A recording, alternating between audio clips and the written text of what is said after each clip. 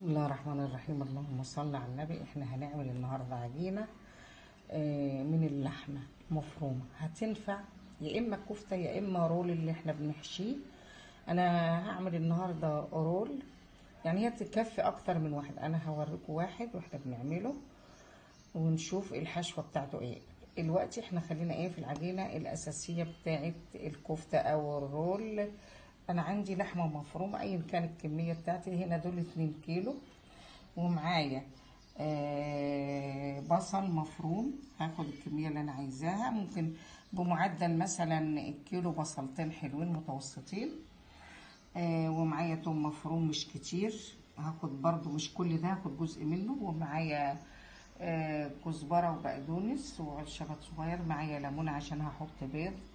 معايا بقى اول حاجه معايا دي البهارات، ملح، فلفل، بابريكا، رشه جوز الطيب، زنجبيل، بهارات. معايا تاني نركز اهي: ملح، فلفل، بابريكا، رشه جوز الطيب، زنجبيل، بهارات. كل ده نحطه كده. معايا 3 بيضات. البيض اختياري، يا تحطي بيض يا ما تحطيش. دول 2 كيلو لحمه، حط لهم 3 بيضات. بيفتحها معايا وخليها جميله جدا ومتماسكه كمان. ومعايا طبعا بقسماط. انا معايا كوبايه بقسماط عشان دول 2 كيلو. الكيلو ممكن نحط له نص كوبايه بقسماط. انا برضو مش هحط الكوبايه كلها، انا هحط جزء، نص. حطيت نص حسب القوام قدامي هشوف. وهحط فوق البقسماط ده برضو للتفتيح كده حوالي يعني نص معلقه صغيره كده بيكربونات، او تحطي بيكنج باودر. هحط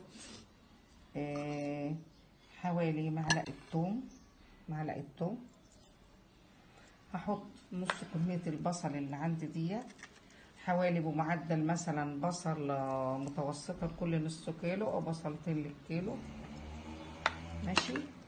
هحط كل المكونات. هحط من هنا برضو نص الخضره ديت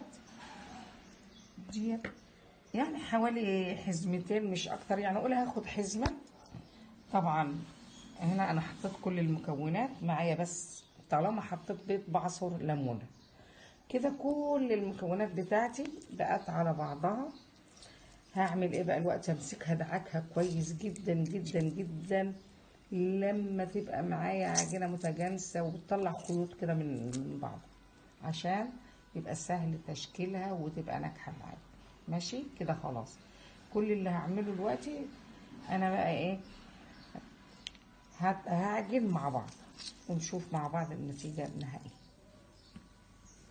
ان شاء الله لا قوه الا بالله. عملت العجينه جميله جدا اهي، شايفين فيها خيوط وجميله ومتجانسه حلوه قوي. ومعايا بقى الحشوه. انا هعمل رول. الحشوه معايا جزر، معايا جبنه قريش، جبنه موزاريلا، ملح، فلفل، معايا مكسرات. هعمل ايه؟ اول حاجه هجيب ورقه فويل وهفرد عليها من جوه، وبعدين هنشوف هنعمل ايه.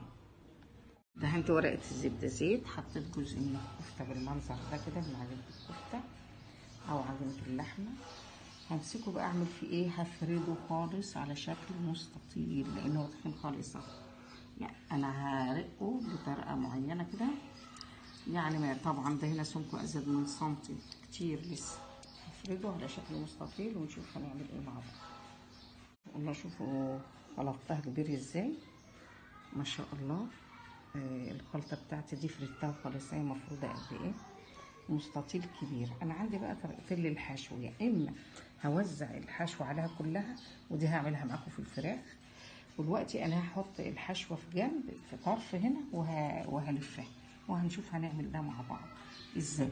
يعني مثلا انا عندي جزر، هجيب الجزر بالطول بالطول بالطول بالطول بالطول خالص كده، اوزعه زي ما احنا شايفين كده، وهنسقه حلو كده عشان يبقى متساوي من كله.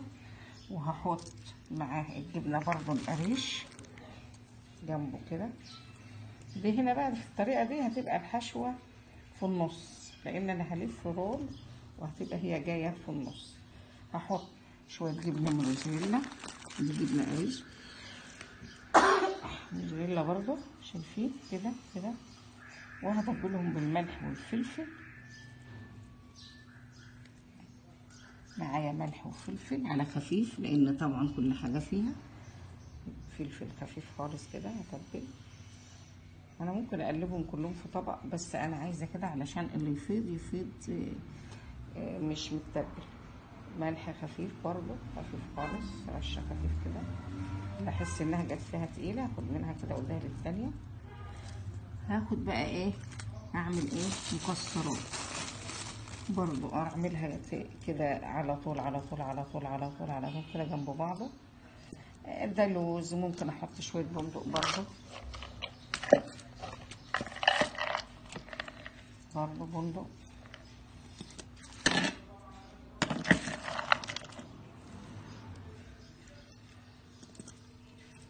احنا كده شايفين الحشوه اتحطت ازاي. هنشوف هنلفه مع بعض ازاي. مع بعض ازاي. انا همسك كده طبعا بايدي الاتنين، انا هعمل كده كده كده كده، وهفضل الف بحيث اسلك كده. طبعا مش بلف الورقه مع اللحمه هي اللي بتتلف، بس دي بتساعدني وانا برفع. طبعا انا مش متمكنه بايد واحده، فانا الموضوع ده هعمله بايديا الاتنين. بس دول شايفين الطرف اترفع بالمنظر ده كده. هفضل الف، دي بس بتساعدني كده، وانا ايديا بتلف من جوه كده كده. هوريكم جزء يعني ايه وهنشوفه مع بعض، بس اما اعمله بايديا الاتنين زي ما احنا شايفين كده. شايفين الجزء اللي باقي ده برضه ممكن اجيب الطرف ده بقى كده عادي بقى كده، بس انا هخلي الطرف اللي هو المقفول ده تحت برضه يعني ايه، هلفها واخلي ده اللي تحت اللي هو المقفول بالمنظر ده. يا دوب هجيبها بس لفه تبقى خلاص، وهقفل عليها كويس. وقت التسويه نشوف هنعمل ايه كده. خلاص بس هلفها كويس طبعا بده بقى عادي يعني. هنشوف هنلف مع بعض ازاي. هسوي فيه لان هعمل اكتر من واحد. هحط فيه الرولات بتاعتي على ده. انا عاملاها فرشه، بس مجرد فرشه عشان لا قدر الله لو في لسعه ولا حاجه ما تبقاش في الرول، تبقى في البصل. وطبعا بنحط حوالي كوبايتين ميه بس اما اخلص الكميه اللي معايا. يعني انا همسك ده كده احطه في الصاج. الجبل لا مش جايب العرض، هبقى هحطه بالطول كده. هحط كام واحد جنب بعض ونشوف في النهايه. ما شاء الله رول اللحم اهو، شايفينه هو بريد خالص. انا بقى همسكه اقطعه ونشوفه من جوه عامل ازاي. بس انا طبعا مش هعرف اقطع بايد واحده، هقطعه ونشوفه مع بعض.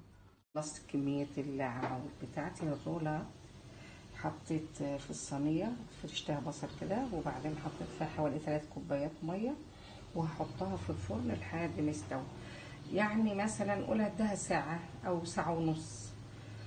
في نص المده هقلبها، اخلي اللي تحت الوش اللي تحت فوق واللي فوق تحت. انا مخليه القفله فوق عشان ما يدخلش فيها ميه، على ما تشد معايا وتقفل المسام بتاعتها وشبه تكون استوت. ابقى اقلبها بقى وهنشوف مع بعض النتيجه. ما شاء الله شايفين الجمال، لوحه فنيه. ده مش رول لحمه ما شاء الله. شايفين يشرفك في العزومه، في المناسبات، في الاعياد، تمسكيه وتعمليه وتحطيه في الاطباق وتغلفيه يا دوب على التسخين بس. شايفين الجمال. الاتنين دولت اللي هما الحشوه بتاعتهم دول من عمود تاني، اللي هي بتبقى في الاول وبلفها، وده من اللي هي مفروشه في كل انا كنت عاملاها زي المستطيل، المفروشه في كل المستطيل. يعني ده من اللي مفروش في كل المستطيل. والاثنين اللي في الاول دول لو شفتوا لو لاحظتوا هتلاقوهم مركزين في النص، اما ده متوزع فيه كله. عايزه توزعي فيه كله هيبقى بنفس المنظر الجميل ده. عايزه تحطيه في النص برضه هيبقى بنفس المنظر الجميل ده، بس متركز في النص بس. وبألف هنا وشفا. شايفين الجمال ما شاء الله لا قوه الا بالله.